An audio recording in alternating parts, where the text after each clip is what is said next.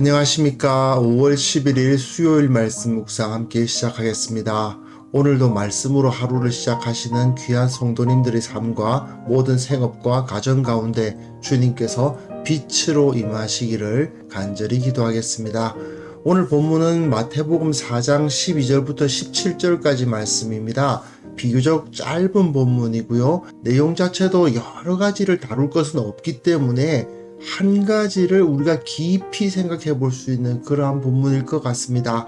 우리가 왜 이 땅에 이런 모습으로 살고 있는가? 그리고 주님께서는 나의 이 모습을 어떻게 생각하실까? 이것을 한번 묵상해 보는 시간이 될 것 같습니다. 그럼 함께 말씀을 보겠습니다. 예수께서 요한이 잡혔음을 들으시고 갈릴리로 물러가셨다가 나사렛을 떠나 스불론과 납달리 지경 해변에 있는 가버나움에 가서 사시니 이는 선지자 이사야를 통하여 하신 말씀을 이루려 하심이라. 일러스되 스불론 땅과 납달리 땅과 요단강 저편 해변길과 이방의 갈릴리여, 흑암에 앉은 백성이 큰 빛을 보았고 사망의 땅과 그늘에 앉은 자들에게 빛이 비치었도다. 이때부터 예수께서 비로소 전파하여 이르시되 회개하라, 천국이 가까이 왔느니라. 네, 본문 잘 읽으셨습니까? 오늘 본문은 사실은 이야기의 흐름이 바뀌는 전환점 역할을 하는 그런 본문입니다. 그래서 예수님께서 갈릴리에서부터 사역을 시작하시는 모습을 보여줬는데요.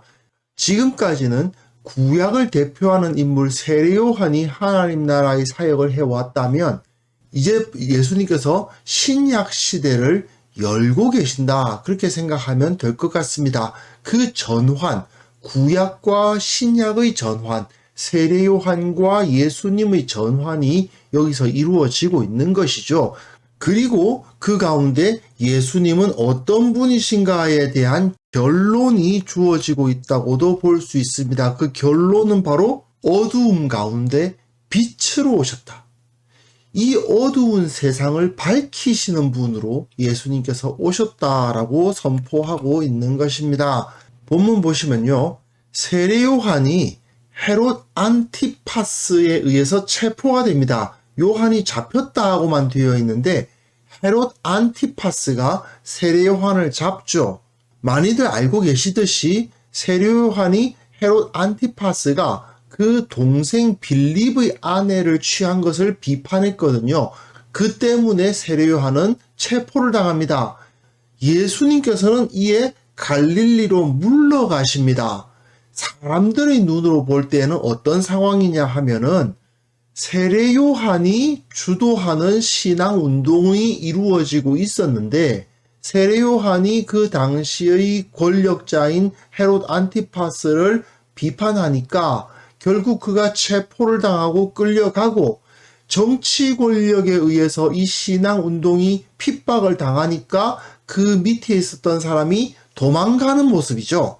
결국 예수라는 저 사람도 세례요한 밑에 있다가 세례요한이 잡혀가니까 갈릴리로 도망간 거다, 이렇게 해석할 수도 있겠죠. 하지만 여기서 마태는 이것이 결코 예수님께서 어떠한 핍박을 피해서 도망하신 것이 아니라 하나님의 말씀을 이루시는 일이었다라고 설명하고 있습니다.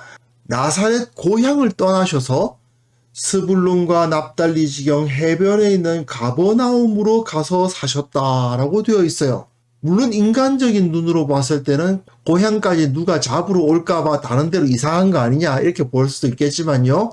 이것은 선지자 이사야의 말씀을 이루려 하심이었다라고 선언하고 있습니다. 그리고 이사야서 9장의 말씀을 인용하고 있는 거죠. 스불론 땅, 납달린 땅, 요단강 저편 해변길과 이방의 갈릴리, 스불론 땅, 납달리 땅, 그리고 해변 요단 저쪽 이방의 갈릴리 언급이 되어 있죠.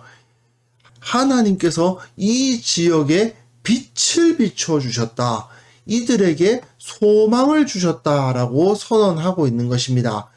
사실 갈릴리 지역은요, 이스라엘 역사상 정치적으로나 종교적으로나 사회적으로도요, 변방으로 여겨졌던 곳입니다.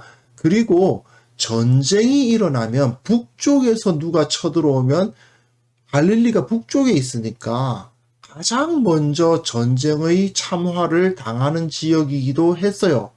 또 전쟁이 그친 이후에는 헬레니즘 문화가 일찍 들어옵니다. 그러니까 세상적인 영향력이 강해요.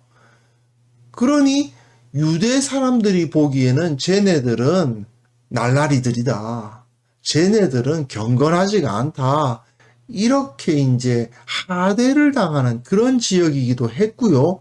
그리고 갈릴리 지역에서 반란이 많이 일어납니다. 아무래도 전쟁을 많이 경험했던 지역이 사람들이 조금 더 저항적이고 좀 폭력적인 경우가 많죠.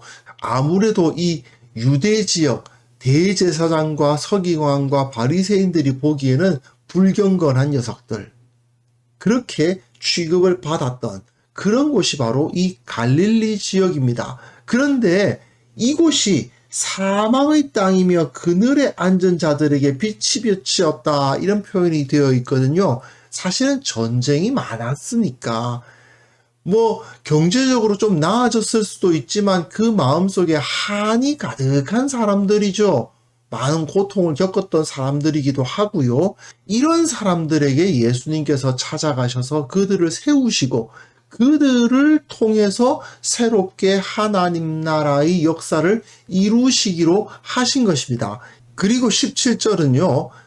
지금까지의 내용, 즉 1장 1절부터 4장 16절까지의 내용과 그리고 4장 18절 이후의 내용을 연결시켜주는 전환점이라고 할 수 있어요. 바로 이 한 구절이요. 예수님께서 비로소 전파하여 이르시되 회개하라, 천국이 가까이 왔느니라, 이렇게 말씀하셨다고 되어 있거든요. 이 메시지는 사실은 세례 요한이 했던 메시지와 똑같습니다. 이것은 무엇을 의미합니까? 앞에서 구약의 대표자인 세례 요한의 메시지가 신약을 여시는 예수님께 그대로 전달되어서 새로운 시대가 열린 것은 분명하지만 그러나 그 메시지 자체는 그대로 유지되어서 하나님 나라가 시작되었다라는 것을 보여주는 부분인 거죠. 구약의 가르침이 끝난 것이 아니고 그것을 부정하는 것이 아니고 오히려 그것을 그대로 전수하여서 그것이 새로운 시대의 새로운 모습으로, 그러나 그 핵심 메시지는 전혀 변함이 없도록 예수님께서 그 메시지를 갈릴리에 선포하셨다라고 시작하는 것입니다. 그러니까 이것을 통해서 당시 유대 그리스도인들에게 예수님의 복음이 우리 조상들로부터 우리가 어릴 때 배웠던 구약 성경의 가르침과 배치되는 것이 아니다 하는 것을 다시 한번 보여주는 것이고, 이제 우리가 이전부터 알고 있었던 그 구약 성경의 가르침이 어떻게 재해석되고 어떻게 선포되었는가를 보자, 이렇게 이야기하고 있는 부분이라고 생각하시면 되겠습니다. 당연히 5장부터 뭐가 나옵니까? 산상수훈이 나오잖아요. 율법의 여러 가르침을 새롭게 재해석한, 그러나 그것이 율법을 폐하는 것이냐? 아니죠. 율법을 오히려 더 완전케 하시는 예수님의 사역을 보게 될 텐데, 그것을 준비하는 부분이 바로 이 부분이라고 생각하시면 되겠습니다. 자, 하나님의 역사를 살펴보면요, 어떤 사회의 주류, 힘 있는 자들, 강한 자들, 부유한 자들, 유명한 자들을 통해서 일하시는 경우는 그다지 많지 않습니다. 하나님은요, 오히려 약한 자, 가난한 자를 들어서 강한 자, 부유한 자를 부끄럽게 하시는 경우가 많았죠. 예수님도 마찬가지였습니다. 유대인들의 주류라고 하면 누구겠습니까? 대제사장이죠. 서기관, 바리새인, 사두개인, 이 사람들 아니겠습니까? 그런데 예수님은 그들과 함께 일하려 하지 않으시고 물론 마음만 먹었다면 그렇게 하실 수도 있으셨겠죠. 그들 가운데 들어가셔서 그들과 인맥을 쌓고 그 가운데서 그들과 함께 사역하시는 방법도 없지는 않았겠지만 예수님께서는 그들과 함께 하기를 원치 않으시고 갈릴리의 어부들과 함께 하기로 마음을 먹으신 겁니다. 왜 그렇게 하셨을까요? 하나님께서 늘 그렇게 해 오셨어요.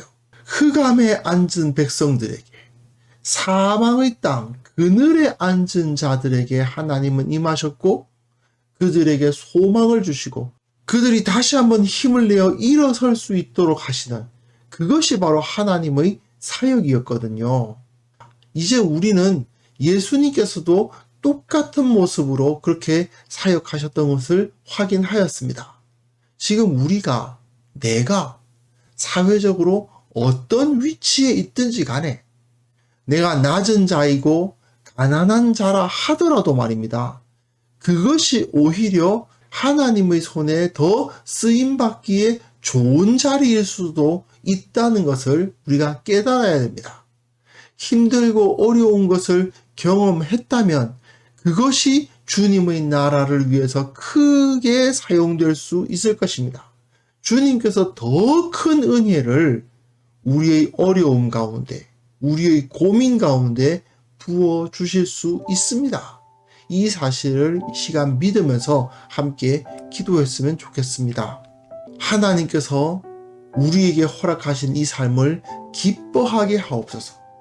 내가 지금 어떤 상황에 있든지, 가난한 자의 자리에 있건 약한 자의 자리에 있건 간에 어떤 상황에서든지 최선을 다해서 오직 주님을 섬기는 자가 되게 하여 주옵소서. 주의 말씀을 따라 살아가다 보니 주께서 나에게 모든 것을 채우셨다 고백하며 기뻐하며 찬송하는 그러한 참된 신앙인이 되게 하여 주옵소서. 함께 기도하는 시간 가졌으면 합니다.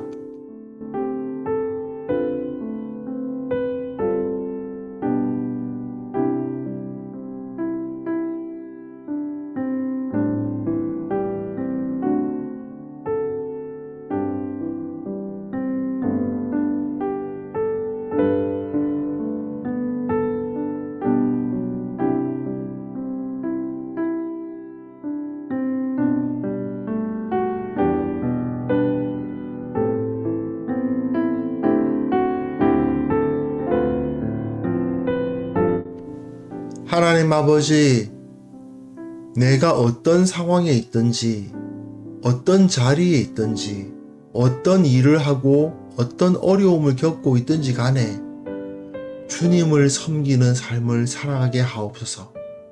주께서 나로 능하게 하시고 주께서 나를 지키신다는 사실을 믿게 하옵소서. 주님께서 낮은 자들을 찾아오셨음을 기억하게 하시고 주님께서 오직 말씀을 따라서 말씀에 순종하는 삶을 사셨던 것처럼 우리도 주님의 말씀만을 붙들고 말씀의 가르침을 따를 수 있도록 주님 도와주시고 이러한 성도들이 우리 교회 가운데 가득하여 교회가 더욱더 건강하고 교회가 새로워질 수 있도록 도와주시기를 원하옵고 바라옵나이다. 주님, 특별히 기도하옵기는 이 땅의 위정자들을 주님께서 붙들어 주옵소서. 새로운 정권이 시작되고 사회적인 변화가 일어날 때마다 그 모든 것이 하나님의 뜻에 의해서 진행될 수 있도록 도와주시고 위정자들이 하나님의 말씀 앞에 복종하게 하시고 하나님의 살아계심을 기억하게 하시고 결국 하나님의 지혜를 따라 이 땅에 참된 평화를 오게 하는 그러한 역할을 감당할 수 있도록 주님께서 역사하여 주시기를 원합니다. 어리석은 인간들이 이 일을 감당할 수 없음을 주님께서 먼저 아십니다. 주님께서 저들에게 지혜를 주시고 주님께서 저들에게 참된 열심을 주시고 그것을 통해서 이 땅을 살아가는 모든 사람들이 주님의 사랑, 주님의 평화, 주님의 기쁨 누릴 수 있도록 주께서 이끌어 주옵소서. 오늘도 주님의 은혜를 간구합니다. 주님께서 붙들어 주시고 역사하시고 함께 하시고 승리하게 하시고 기뻐하게 하시고 주님을 찬송하는 마음이 넘쳐나는 하루가 되게 하여 주옵소서. 예수님의 이름으로 기도합니다. 아멘.